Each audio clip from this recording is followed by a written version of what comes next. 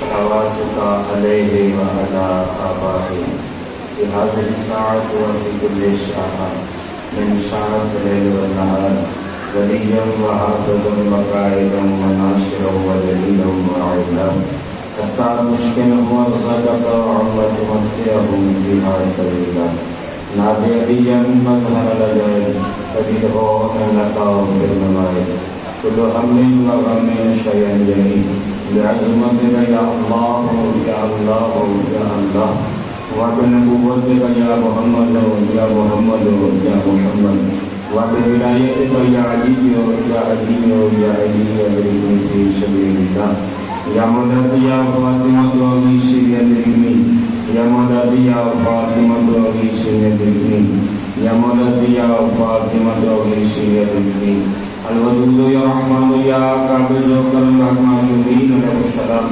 الودود يا رحمن يا قابض وكرم معشوقين له السلام الودود يا رحمن يا قابض وكرم معشوقين له السلام اللهم صل على محمد وعلى محمد دل کے باواز بلند صلوات پڑھے گا صلی اللہ محمد وعلى محمد باواز بلند صلوات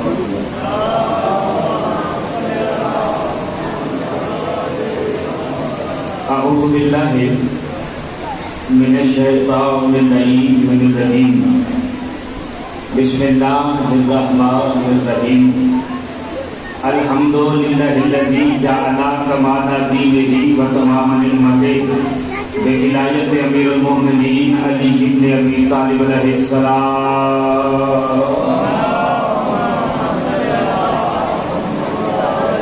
الصلاة والسلام على صاحب الدین والاسلام والحید والحرام والرکن والمقام والسجود والصیام والشریعت والاحکام والحجت والقرآن والمحبت والعرفان والحق والبیان والکتاب والقرآن سیدنا و مولانا و مولا ثقلین جد الحسن والحسین بالقاسم محمد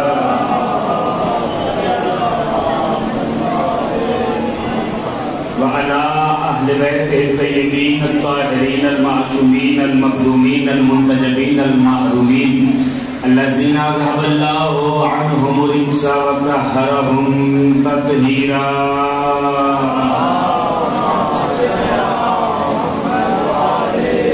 وعلى لعنة الله أعدائهم أجمعين وغاصبي حقوقهم ومنكري فضائلهم ومصائبهم وشجاعتهم وسخاوتهم وعظمتهم وعطشهم من الآن إلى يوم الدين اللهم عذبهم عذابا يستغيث منه أهل النار آمين يا رب العالمين أما بعد فقد قال الله تعالى في تبارك المجيد والفرقانه الحميد وقوله الحق لأن وهو مؤمن الحق بالحق بسم الله الرحمن الرحيم وما تشاءون إلا أن يشاء الله صلوات باواز بلند پڑھیے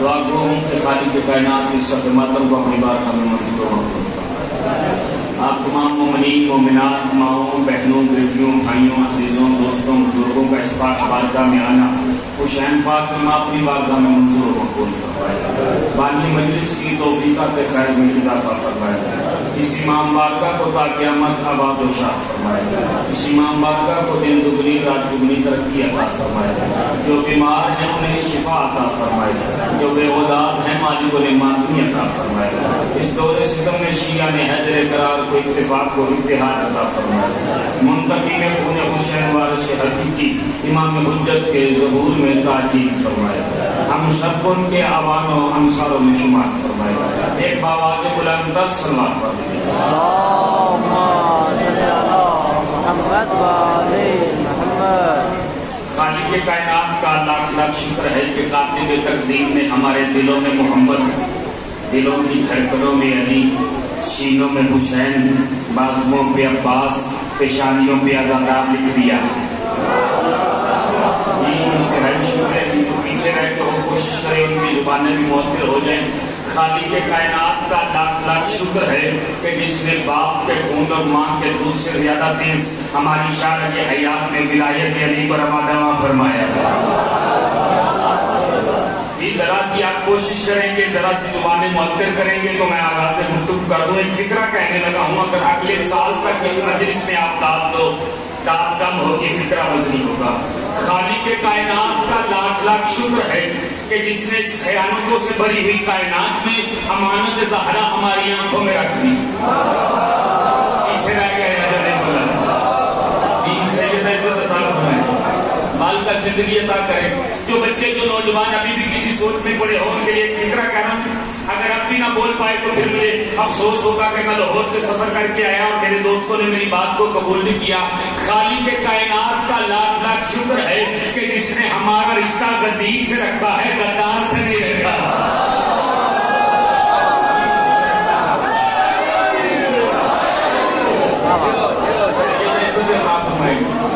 ایک فکرہ پڑھنے لگا ہوں، مجھے جتنی دیر گفتگو کرنی ہے، جتنا مجھے وقت ملا ہے تو اس ایک فکرے پہ وہ ساری گفتگو ہوگی اگر آپ توجہ فرمائیں گے. خالق کائنات میں ایک کام 1,24,000 نبی بھیجے ہیں اپنا عدل بتانے کے لیے، 14 بھیجے ہیں اپنا فضل دکھانے کے لیے. چلو جو ابھی بھی کسی سوچ میں ہو میں جملہ دوہرا دوں، آپ تھوڑا سا بیدار ہو. ایک کام 1,24,000 نبی بھیجے ہیں اپنا عدل بتانے کے لیے، 14 بھیجے ہیں اپنا فضل دکھانے کے لیے. جی میں پھر جملہ دوہرا رہا ہوں، آپ بیدار ہوں، اسی ایک جملے پہ مجھے گفتگو کرنی ہے. ایک کام 1,24,000 نبیوں کو بھیجا اپنا عدل بتانے کے لیے، 14 کو بھیجا اپنا فضل دکھانے کے لیے. مجھے جتنی دیر آپ کے درمیان گفتگو کرنی ہے اس گفتگو کا موضوع ہے عدل اور فضل. توجہ کیجیے گا، عدل اور فضل کو ذہن میں رکھنا. تمہید چھوٹی سی ہے، اس کے بعد میں پہلا فکرہ آپ کی آگوش میں ڈالوں. پاکستان کی سرزمین پہ ایک چیز زمین سے نکلتی ہے جسے کہا جاتا ہے کوئلہ. میں نے ماہرین نے کوئلہ سے پوچھا کہ اس کوئلے کی کھودان میں کوئی قیمتی چیز ہے. انہوں نے کہا کوئلے کی کھودان میں ہیرا ہے. توجہ فرمائیے گا، کوئلے کی کھودان میں ہیرا ہے. میں نے ماہرین کوئلہ سے یہ پوچھا کہ یہ کوئلہ ہیرا کب بنتا ہے. توجہ فرما رہے آپ حضرات. ماہرین کوئلہ سے پوچھا کہ کوئلہ ہیرا کب بنتا ہے.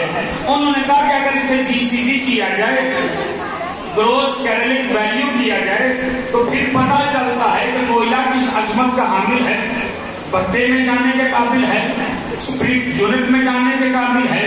میں نے کہا اچھا یہ بتائیے کہ کیمیکل کے بڑھنے سے یا کم ہونے سے کتنے عرصے میں کوئلہ ہیرا بنتا ہے. یہ تمہید ہی ختم ہو گئی.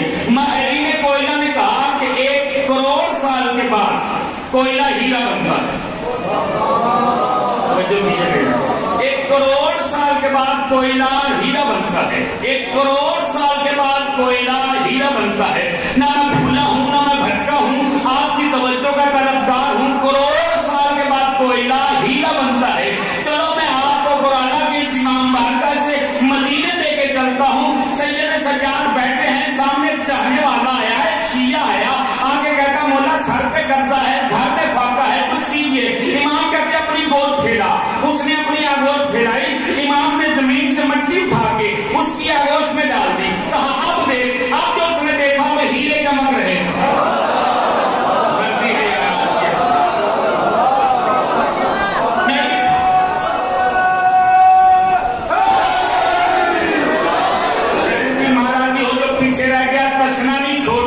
اس نے دیکھا تو ہیرے چمک رہے تھے. میں امام بارگاہ ام المؤمنین گوراللہ شکرگڑھ سے میں خوبصورت مومنین کو لے کے بارگاہ امام سجاد میں پہنچا. میں نے کہا مولا ماہرین کوئلہ کہتے ہیں کوئلہ کروڑ سال کے بعد ہیرا بنتا ہے، آپ نے لمحے میں مٹی کو ہیرا بنا دیا، سمجھ میں نہیں آیا ہے. امام کہتے ہیں چھوٹی بات نہ کر، جو تم کہہ رہا ہے وہ اللہ کا عدل ہے، جو میں دکھا رہا ہوں سجاد کا فضل ہے.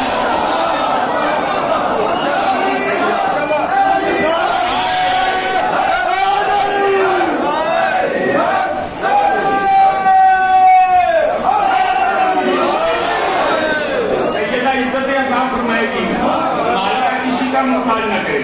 میں جتنا مجھے وقت ملا ہے اس کے اندر گفتگو تمام کرنی ہے. ایک منزل آگے بڑھاتا ہوں میں آپ کو. اگر جتنے افراد ہیں تھوڑا تھوڑا آگے آگے جو کھڑے ہیں انہیں جگہ مل جائے گی بیٹھنے کے لیے. سلوات پڑھتے ہوئے آگے تھوڑا تھوڑا. ممبر کے قریب بیٹھنا گناہ نہیں, اس پہ قبضہ کرنا گناہ ہے.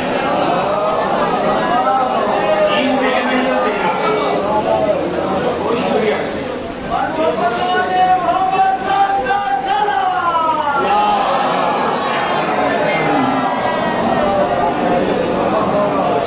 ہمارے آپ جو میری طرف آپ کی میں انتہائی جلدی ایک منزل آگے بڑھاتا ہوں. آپ کو لے کے چلتا ہوں سید سجاد کے بابا, کائنات کی تقدیر بدلنے والا حسین. اگر آپ توجہ فرمائیں تو باتیں سنی ہوتی ہیں, نتیجے نہیں ہوتے ہیں. توجہ کیجیے. سیڑھیوں سے اترتا ہوا کائنات کا مایوس ترین انسان, سیڑھیوں پہ چڑھتا ہوا کائنات کا مقدر بدلنے والا حسین. چلو جو نہیں پہنچے میں آسان کر دوں. سیڑھیوں سے اترتا ہوا راہب, سیڑھیاں چڑھتا ہوا حسین. جو کائنات کے چہرے پڑھ لے اس نے راہب کا چہرہ پڑھا. توجہ کیے گئے جتنے افراد بیٹھے, جو کائنات کا چہرہ پڑھ لے راہب کا چہرہ پڑا. اتنے بڑے دربار سے آ رہا ہے, چہرہ کیوں اترا ہوا ہے؟ کا اولاد کا پوچھنے کیا تھا, لوہے محفوظ دیکھ کے نبی نے کہا تیرے مقدر میں اولاد نہیں ہے, مایوس واپس پلٹا ہوں. توجہ میری طرف رکھیے گا. حسین ابن علی نے پہلا قدم سیڑھی پہ رکھا, کہا تجھے ایک دیا. دوسرا قدم رکھا, کہا تجھے دو دیے. تیسرا قدم رکھا, کہا تجھے تین دیے. چوتھا قدم رکھا, کہا تجھے چار دیے. پانچواں قدم رکھا, کہا تجھے 5 دیے. چھٹا قدم رکھا, کہا تجھے 6 دیے. ساتواں قدم رکھا, کہا تجھے 7 دیے. اب سے ابراہیم نے ہاتھ چھوڑا, ممبر سے رسول نے ممبر چھوڑا. حسین کے قریب آ کے کہا بس کیا حسین, میں نے وہیں پہ ہاتھ جوڑے اور ہاتھ جوڑ کے کہا یا حسین جب اس کے مقدر میں تھا نہیں تو آپ نے دیا کیوں؟ آواز حسین آئی, جاہل نہ بن, جو مقدر میں نہ ہو وہ اللہ کا عدل ہے, جسے حسین دے گا حسین کا فضل.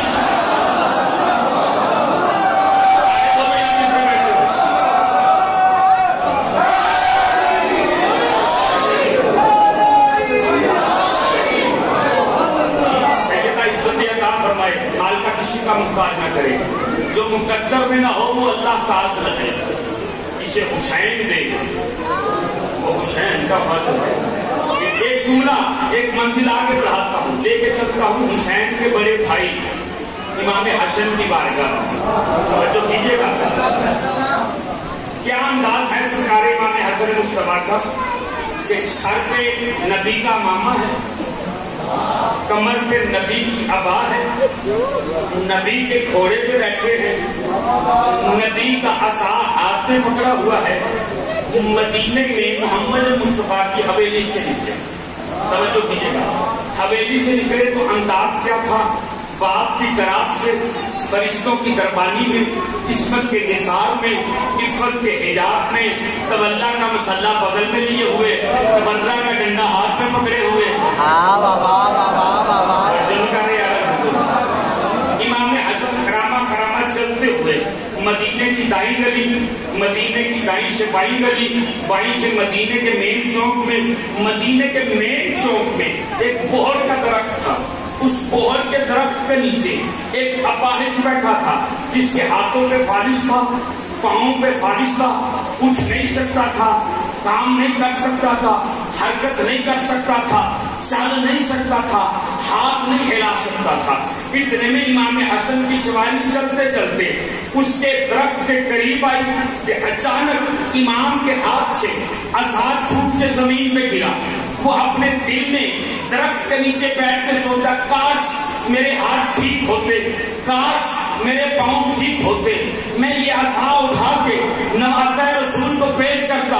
آخری آدمی تک جو نہیں بول سکے اس کا اپنا مقدر ہے. توجہ کرنا, بیٹھ کے سوچ رہا کاش ہاتھ ٹھیک ہوتے, کاش پاؤں ٹھیک ہوتے, میں عصا اٹھا کے نواسہ رسول کو پیش کرتا. گھوڑے پہ بیٹھے بیٹھے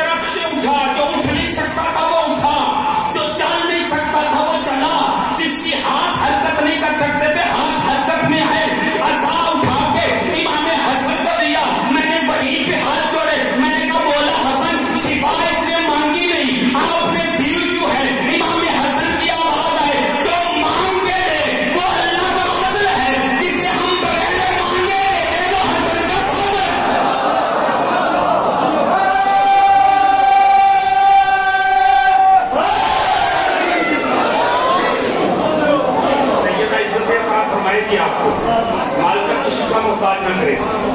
مال کا آپ کو کسی کا محتاج ہے. جس انداز میں آپ نے سماعت فرمایا ہے, میں ایک آدھ منزل اور آگے بڑھانا چاہتا ہوں تاکہ آپ کے وجہ میں اضافہ ہو جائے اور آپ کے ایمان میں اضافہ ہو جائے. آپ کی دعوت, آپ کی دعا جبرائیل کے پروں پہ پرواز کر کے نجف پہنچ جائے.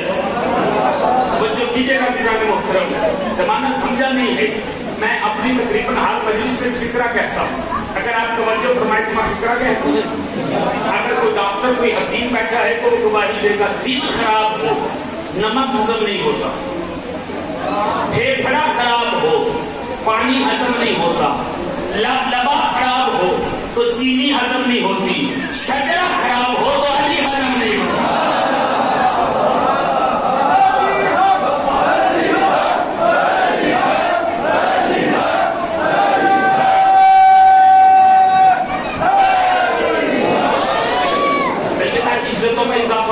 اس انداز میں سوال سنایا, ایک منزل آگے بڑھانی ہے. کیا توجہ, کوفے کا منبر مقاصد الہیہ کا ترجمان ہے. منبر پہ علی منبر پہ بیٹھے ہیں. علی کے سامنے ایک شخص کے ہاتھ باندھ کے لایا گیا. یا علی, یہ مجرم ہے. علی منبر پہ بیٹھ کے مسکرائے. مسکرا کے کہتے ہیں مجرم ہے. علی کی بارگاہ میں آیا ہے, پہلے اس کے ہاتھ کھولو. علی کی بارگاہ میں آیا ہے, پہلے اس کے ہاتھ کھولو. اس کے ہاتھ کھولو. جملہ بڑا لطیف سا ہے, پہلے آدمی سے لے کے آخری آدمی کا. کہتے اس کا جرم کیا, اس نے چوری کی ہے. علی مسکرا کے اس کی طرف دیکھے اور دیکھ کے کہتے بتا تم نے چوری کی ہے. سر جھکا کے کہتے جی یا علی. علی کے ہوتے ہوئے پیچھے رہ گئے. علی کے ہوتے ہوئے بولا غلطی کا کہا, ایک چوری کی, دوسرا اقرار بھی کر رہا ہے. کہا کیا کروں, مجبوری ہے.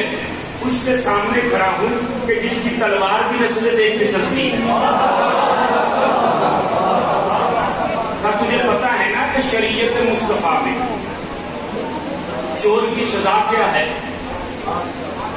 جی مولا آپ آتے جاتے ہیں. تو دیکھیے چور کی جو سزا ہوتی ہے اس کی بھی قسمیں ہوتی ہیں, چوری کی بھی قسمیں ہوتی ہیں. کسی چور کی فقط انگلیاں کاٹی جاتی ہیں, کسی کے ہاتھ کاٹے جاتے ہیں, کسی کے باندھے جاتے ہیں. چور کی بھی قسمیں ہیں. اب چونکہ مولا کا تجھے پتا ہے کہ شریعت میں ہاتھ کاٹا جاتا ہے. جی کمبر, جی مولا, اس کے دائیں ہاتھ کی انگلیاں کاٹ دو. جو کیجیے گا کمبر, جی مولا, اس کے دائیں ہاتھ کی انگلیاں کاٹ دو. کمبر آگے بڑھا, دائیں ہاتھ کی انگلیاں کاٹ. کٹی ہوئی انگلیاں کمبر سے بائیں ہاتھ میں رکھوائی. بائیں ہاتھ کی مٹھی کو بند کیا. دائیں ہاتھ سے خون ٹپک رہا ہے. مسجد سے باہر نکلا, کوفے کی گلی میں پہنچا. سامنے سے آیا ابن القوا. تاریخ میں نام بھی عجیب تھے, کبے کا بیٹا. ابن القوا آیا. اس نے دیکھا ایک ہاتھ بند ہے, ایک ہاتھ سے خون کا پکڑ رہا. یہ کہتا ہے کہ کیا ہوا. کہا علی نے کاٹا. کہا کہ میرے والے ہوتے تو بچا لیتے. توجہ کیجیے, کہا کہ میرے والے ہوتے تو بچا لیتے. یہ کہتا تیرے والے کیوں بچاتے. کہا میرے والے اپنوں کا بڑا خیال رکھتے ہیں. کوفے کی گلی میں سینہ تان کے کہتا بس یہی فرق ہے تیرے والوں میں اور علی میں. تیرے والے اپنوں کا خیال رکھتے ہیں, علی شریعت کا خیال رکھتے ہیں. علی محافظ شریعت کا نام ہے. اسے غصہ آیا ابن القوا کو. کہتا ہے کون ہے علی. یہ ابن القوا خون کا پکڑا, ایک ہاتھ پہ انگلیاں بند ہیں. بھرے ہوئے مسجد کوفے میں کہتا ہے جو امیر المومنین وہ علی, جو یاسف الدین وہ علی, جو شاہ انامہ وہ علی, جو سراج حلاتا وہ علی, جو شاہ الگفا وہ علی, جو مرد میدان وہ علی, جو کل ایمان وہ علی, جو جناب امیر وہ علی, جو مولائے قدیر وہ علی, جو قطب الاقطاب وہ علی, جو حبیب الاحباب وہ علی, جو فاتح بدر وہ علی, جو فاتح خندق وہ علی, جو فاتح خیبر وہ علی, جو پتھر پہ علم ڈالے وہ علی, جو انگلیوں پہ خیبر اٹھائے وہ علی, جو سورج کو پلٹائے وہ علی, جس کے دروازے پہ ستارے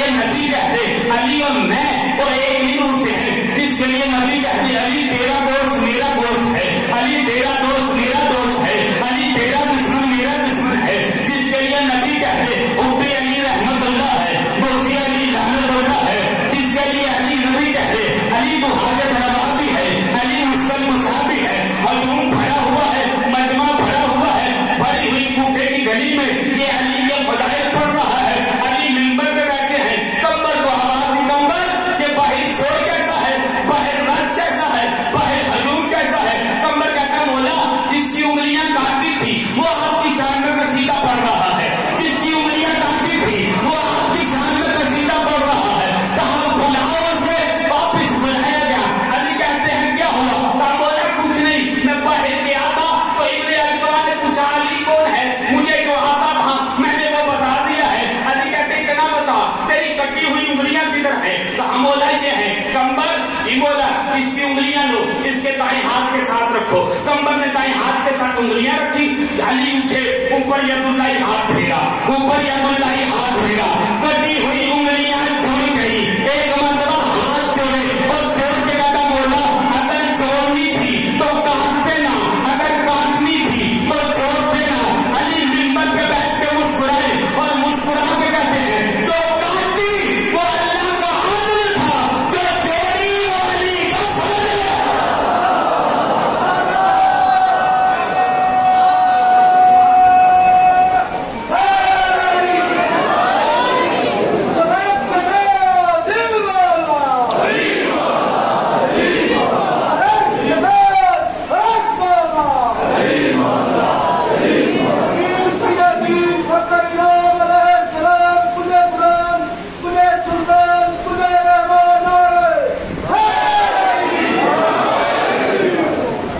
وقت کے دامن میں گنجائش نہیں، میں لفظ کہوں ایک میرے سامنے وقت کی غربت بھی ہے، آل محمد کے فضائل کی دولت بھی ہے، کیونکہ وقت کم ہے، اگر زمانہ آل محمد کے عادل اور فضل کو سمجھ جاتا کبھی بھی علی کی بہو بیٹیاں شام کے بازار میں اجر کو میں نے سترا حسین کی مائن آوازوں پہ رحمت نازل، اکثر یہی کہتا ہوں فضائل امیر بن کے سنا کرو، حسین غریب بن کے سنا کرو، گریبان چاک کر کے سر میں خاک ڈال کے بقیہ کی طرح ہم کر کے کہا کرو زہرا تیرے بچوں کا بڑا ارمان۔ ایک روایت بھائی کے حوالے میں پر علامہ دربندی، علامہ نقن، آیت اللہ سنجانی تینوں نے اپنی کتاب میں 7ویں امام سے روایت لکھی ہے کہ 7ویں امام ارشاد فرماتے ہیں کہ جب شام غریبہ کی رات کی آواز بلند ہوئی نا کہ لوٹو لوٹو برکات علی وجود کہتے اتنا کہ لے چلو آل رسول، جملہ اگلا ہے جو امام نے ارشاد فرمایا، امام فرماتے ہیں کہ جب اہل حرم کو قید کر کے یزید کے دربار کے دروازے کے باہر لایا گیا تو مغرب کا وقت تھا، جب دربار کے دروازے کے اندر لایا گیا تو فجر کا وقت تھا۔ جب میں بڑے ادب سے پڑھ گیا، علماء نے مقاتل میں لکھا ہے کہ 72 گھنٹے تک نبی کی بیٹیاں کھڑی رہی، کسی نے اتنا نہیں کہا تھک گئی ہو بیٹھ سے، آ گیا قافلہ یزید کے دربار میں۔ تاریخ یہ جملہ لکھ رہی ہے آیت اللہ زرجانی، نقن صاحب، آیت اللہ دربندی، تینوں نے اپنی کتابوں میں لکھا کہ ادھر یزید کی بیٹی رملہ اپنی ماں ہندا سے کہتی اماں سنا ہے بابا فتح کر کے آیا ہے، چلو ذرا چل کے بابا کو مبارکباد دیں، جن کے دل میں قبر حسین ہے ان کے لیے فکر ہے۔ ہندا کہتی بیٹی تو چلی جا، میں رات سے بڑی پریشان ہوں۔ اماں تو کیوں پریشان ہے؟ بیٹی میں نے رات میں عجب سا خواب دیکھا ہے۔ اماں کون سا خواب؟ بیٹی آدھی رات کا وقت تھا، ایک برقع پوش بیوی تھی جس کا ایک ہاتھ پہلو پہ تھا اور ایک ہاتھ سے میرے گھر کے شہر میں ماتم کر رہی تھی۔ تو چلی جا، جانے سے پہلے دعا کے ہاتھ بلند کر، مدینہ میں میری مجھ سے ذاتی خیر سے ہو۔ بیٹی نے دعا کی، ماں نے آمین کہا۔ اماں میں جاؤں؟ کہاں چلی جا۔ رملہ چلی ہے، ابھی یزید کے دربار سے چند قدم دور تھی، ایک سپاہی کی آواز تھی، راستہ دو، امیر کی بیٹی آ رہی ہے۔ ہوا نے یہی آواز 4 سال کی بطول کے کانوں تک پہنچائی، چھوٹے چھوٹے ہاتھ اٹھا کے کہتی تیری ذات بڑی بے نیاز ہے، یزید کی بیٹی آئی نہیں، راستہ بھی مل رہا ہے، سلام بھی کیا جا رہا ہے، محمد کی بیٹیاں 72 گھنٹے سے کھڑی ہیں۔ حسین کی ماں جی وہ شرم نہیں کرنا، 3 دن کا مہمان ہے زہرا طلب، اگلے سال وہی روئے گا جو ہوگا، پتہ نہیں کس کے پہلو میں خون رونے والا امام بیٹھا ہو۔ مختلف جملہ لکھتی آئی، آگ کے بعد کی گود میں بیٹھی، ان سروں کو دیکھنا شروع کیا جو نوکے نیزہ پہ بلند تھے، سروں کے جنہوں نے ماتم کرنا ہے، کوئی 32 سال کا، کوئی 18 سال کا، کوئی 13 سال کا، کوئی 9 سال کا، کوئی 8 سال کا۔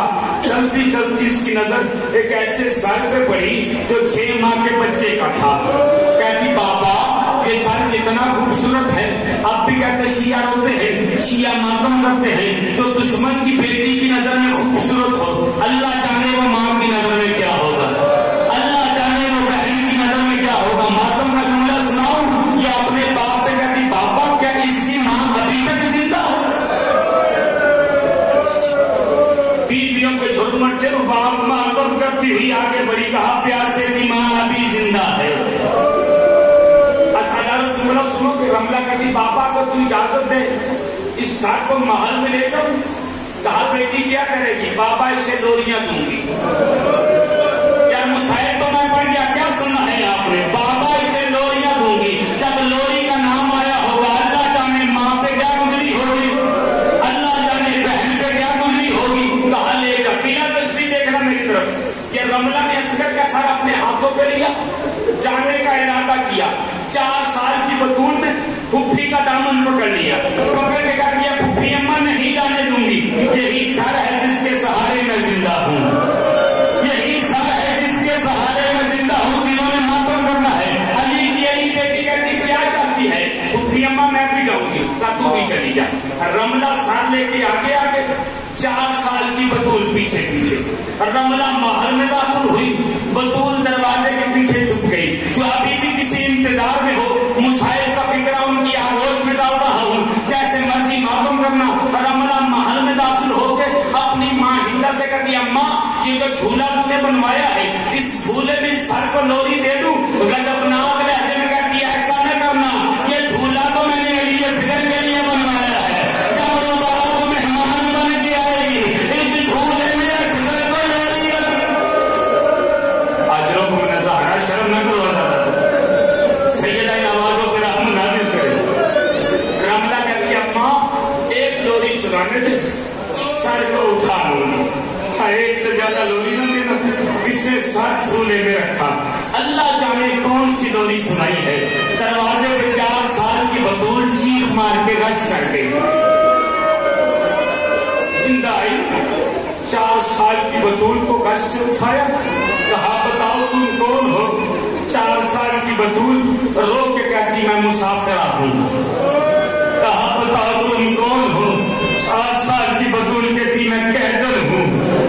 اب جملہ سنو کہ کہا نہیں تو بتا ساتھ کی کون ہے، کانوں سے خون بہ رہا ہے، منہ پہ نیلے نیلے نشان ہے، دامن جلا ہوا ہے، رو کے کہتی ساتھ نہ پوچھ، جسے بتاتے ہیں تماچے مارتا ہے، مرضی حیار آتی اپنی، جسے بتاتے ہیں تماچے مارتا ہے۔ ریتا کہتی وعدہ کرتی تماچا نہ ماروں گی، مجھے بتا تو ساتھ بھی کون ہے، سہم ہوئے لفظوں کے ساتھ 4 سال کی بطول کرتی میں ساتھ کی سید آزادی ہوں، سید آزادی کا نام سننا تھا، ساتھ سے چادر اتار کے اس کے قدموں میں رکھ کے کہتی ہے اللہ کا واسطہ بتا کہاں کے رہنے والی ہے، 4 سال کی بطول ماتم کر کے کہتی میں مدینے کے رہنے والی ہوں، کہا کس محلے کے رہنے والی ہے، بطول کہتی محلے بنی ہاشم کے رہنے والی ہوں، کہتی پھر تو میرے مرشد حسین کو جانتی ہوگی، 4 سال کی بطول کہتی جیسے میں جانتی ہوں ویسے کوئی نہیں جانتا۔